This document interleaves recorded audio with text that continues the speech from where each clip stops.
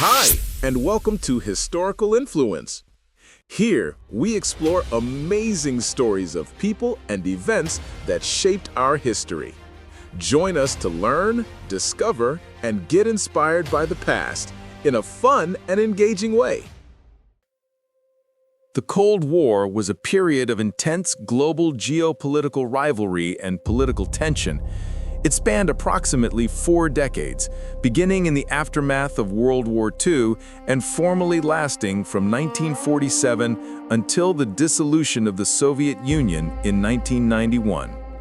The main adversaries were the two new global superpowers, the United States, leading the capitalist Western Bloc, and the Soviet Union, USSR, leading the communist Eastern Bloc. The conflict earned the name Cold War because there was no direct large-scale fighting between the US and the USSR. Despite having fought together as allies against Nazi Germany in World War II, trust quickly evaporated. America was wary of Soviet communism and Joseph Stalin's tyrannical rule, while the Soviets resented the US's delayed entry into World War II and its refusal to grant them a leading role in the international community. This intense mutual distrust, fueled by an ideological and economic struggle, drove the world to the brink for nearly 45 years. With World War II over, the Soviet Union quickly moved to install satellite governments in territories it occupied across Eastern Europe. This effort resulted in the political division of Europe by what Winston Churchill famously described in 1946 as an Iron Curtain. In response to this perceived Soviet expansion, American officials formulated a strategy called containment. Diplomat George Kennan articulated this policy in his Long Telegram, stating that the U.S. must maintain a long-term, patient but firm and vigilant containment of Russian expansive tendencies. In 1947, this policy became official doctrine when President Harry S. Truman announced the Truman Doctrine, declaring it the policy of the United States to support free peoples who are resisting attempted subjugation. To ensure Western Europe's stability against the perceived communist threat, the U.S. launched the Marshall Plan in 1948, providing over $13 billion in economic assistance. Stalin prevented Eastern Bloc nations from accepting this aid, offering the Soviet-backed Molotov Plan instead. The division formalized into opposing military and economic alliances. In 1949, the U.S. and its allies formed the North Atlantic Treaty Organization, NATO, essentially a defensive agreement. The Soviets countered this in 1955 by establishing the Warsaw Pact with its Eastern Bloc satellites. An early confrontation arose during the Berlin blockade, 1948-1949, which the West overcame through the massive Berlin airlift. A defining feature of the Cold War was the terrifying nuclear arms race. After the U.S. demonstrated the power of the atomic bomb in 1945, the Soviet Union successfully detonated its own atomic device in 1949. The U.S. immediately responded, with President Truman announcing the development of an even more destructive weapon, the hydrogen bomb or super bomb. Stalin followed suit. The first U.S. H-bomb test produced a 25-square-mile fireball, showcasing the perilously high stakes of this arms race. In 1961, the Soviets exploded the Tsar Bomba, a massive 58-megaton device. Under President Eisenhower, containment strategies shifted to the new look, advocating for greater reliance on nuclear weapons, coupled with the doctrine of massive retaliation, threatening a severe U.S. response to Soviet aggression. Defense spending surged, supported by the secret NSC 68 document, which called for a quadrupling of military spending to contain expansionism. This persistent threat of annihilation deeply affected domestic life. In the U.S., people built bomb shelters and school children practiced duck and cover drills. Espionage also flourished, with both sides utilizing spies, double agents, and new technologies. The KGB was famous for its effectiveness, notably using atomic spies to gain crucial information about the Manhattan Project, accelerating the USSR's nuclear capabilities sooner than expected. The US, meanwhile, excelled at signals intelligence, as demonstrated by the Venona Project.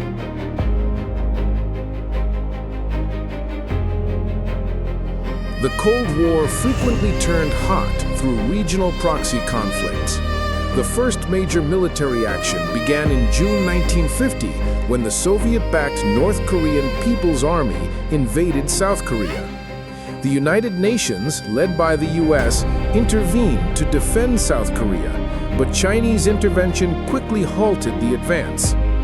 The Korean War ended in a stalemate and armistice in 1953. Another critical area of tension was Germany. In 1961, East Germany erected the Berlin Wall, a physical barrier meant to close the loophole between East and West Berlin and stop the massive brain drain of educated professionals fleeing to the West. In the Western Hemisphere, the geopolitical landscape changed dramatically after the Cuban Revolution in 1959, which brought Fidel Castro's communist regime to power, the first in the Western Hemisphere. Tensions escalated sharply. President Eisenhower approved CIA plans to overthrow Castro. The administration of John F. Kennedy then mounted the unsuccessful CIA-organized Bay of Pigs invasion by Cuban exiles in April 1961, a failure that publicly humiliated the United States. The climax of this confrontation came in October 1962 during the Cuban Missile Crisis.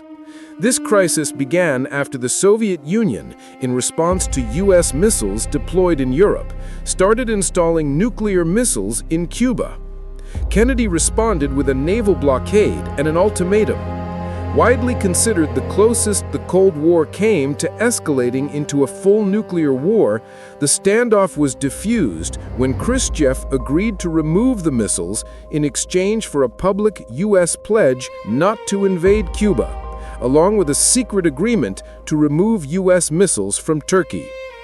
This compromise embarrassed Khrushchev, contributing to his ousting in 1964.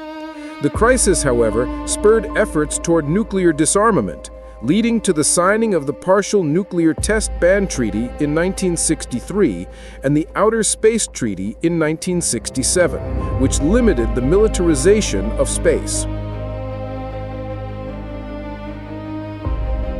The Cold War rivalry extended beyond Earth into space, beginning a period of fierce technological competition known as the space race. The Soviet Union took the early lead in 1957 by successfully launching the world's first intercontinental ballistic missile, ICBM, and shortly after, the first artificial Earth satellite, Sputnik 1. This demonstrated the Soviet R-7 missile's capability of delivering a nuclear warhead to the U.S., causing significant alarm in America. The U.S. quickly responded. In 1958, the U.S. launched its own satellite, Explorer-1. President Dwight Eisenhower signed a public order creating the National Aeronautics and Space Administration, NASA, to spearhead space exploration and exploit its military potential. The Soviets continued their early success by launching the first man into space in April 1961. That May, President Kennedy made the bold claim that the U.S. would land a man on the moon by the end of the decade. This prediction came true on July 20th, 1969, when the Apollo 11 mission placed Neil Armstrong on the moon, effectively winning the space race for the Americans. Astronaut Frank Borman later described the moon landing as just a battle in the Cold War.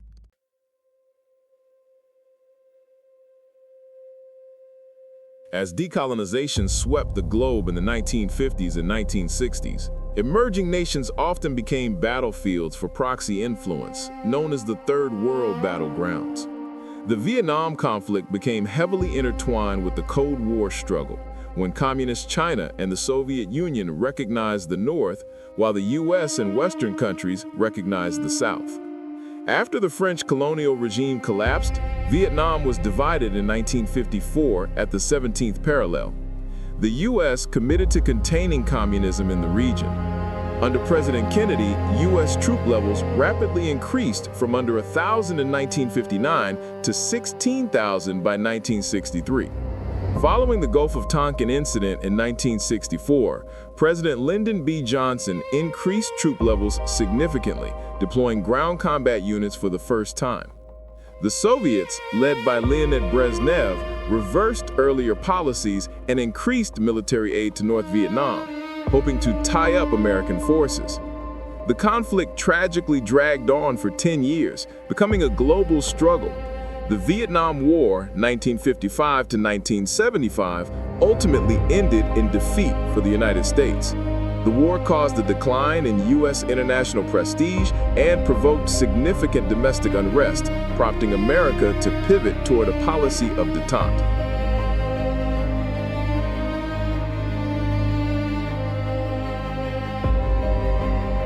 Following the intense confrontation of the 1960s, a period known as détente, or relaxation of tensions, emerged in the late 1960s and early 1970s. President Richard Nixon adopted a new diplomatic approach, moving away from a hostile bipolar worldview. Nixon sought rapprochement with China, visiting Beijing in 1972, thereby substantially altering the balance of power. Nixon also pursued détente with the USSR, meeting Soviet leader Leonid Brezhnev in Moscow. They proclaimed a new era of peaceful coexistence and signed key arms control treaties, including the Strategic Arms Limitation Treaty, or SALT I, which limited nuclear missile development and aimed to reduce the decades-old threat of nuclear war. Further stabilizing relations in Europe, the Helsinki Accords were signed in 1975. However, the late 1970s saw a sharp renewal of tensions. Efforts to limit arms further with SALT II in 1979 were undermined by global events, specifically the overthrow of pro-US governments in Iran and Nicaragua. The end of détente was finalized by the Soviet invasion of Afghanistan in December 1979. President Jimmy Carter withdrew the SALT II treaty from ratification and demanded a significant increase in military spending. This period marked an intensive reawakening of Cold War conflicts, often termed the Second Cold War. Ronald Reagan, elected in 1980, accelerated this confrontation, labeling the Soviet Union the evil empire and vowing to increase military spending to fight communism everywhere.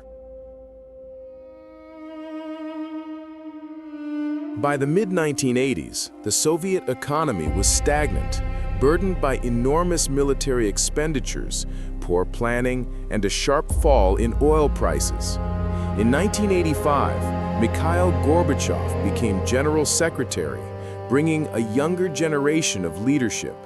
He introduced two transformative policies: perestroika, economic restructuring, and glasnost, political openness. Perestroika aimed to shift resources away from costly Cold War commitments, while glasnost increased transparency and freedom of the press.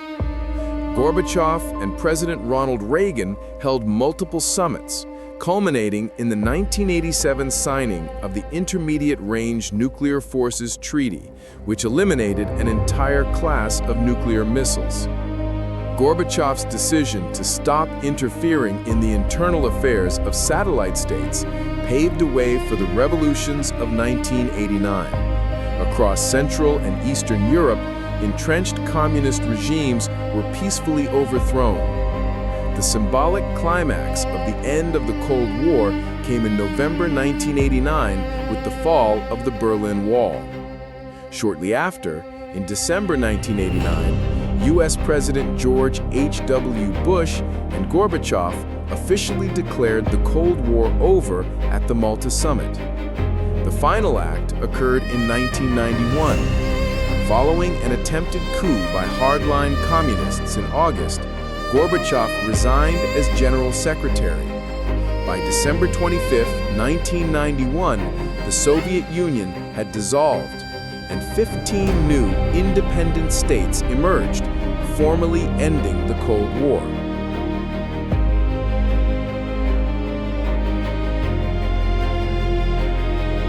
The Cold War reshaped the world's geopolitical landscape and came at an enormous cost.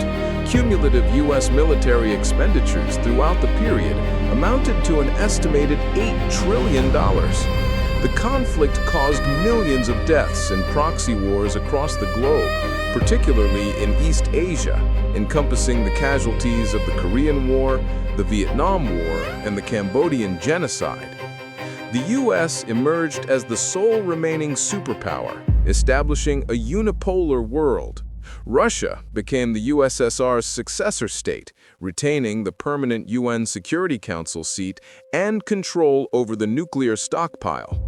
The demise of the Soviet system allowed neoliberal capitalism to become the dominant global economic system, which scholars argue has contributed to rising economic inequality worldwide.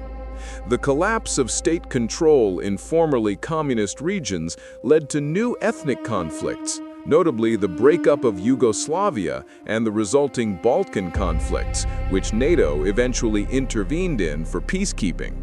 However, for many in Central and Eastern Europe, the end of the Cold War ushered in an era of economic growth and liberal democracy.